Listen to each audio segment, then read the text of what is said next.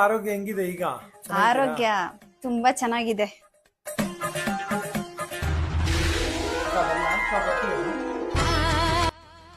ಇರಿ ಇರಿ ಬಂದೆ, ಕುತ್ಕೊಳ್ಳಿ. ಯಾಕೆ? ಕುತ್ಕೊಳ್ಳಿ ಬಂದೆ. ಇರೋ ಅಕ್ಕ ಇರೋ ಅಂತ ಹೇಳ್ತಾರೆ, ತಿನ್ನಕ್ಕೆ ತರ್ತಾರೇನೋ. ಬರೀ ತಿನ್ನೋದ್ರಲ್ಲೇ ಇರ್ತಿಯಲ್ಲ ಮಚ್ಚ.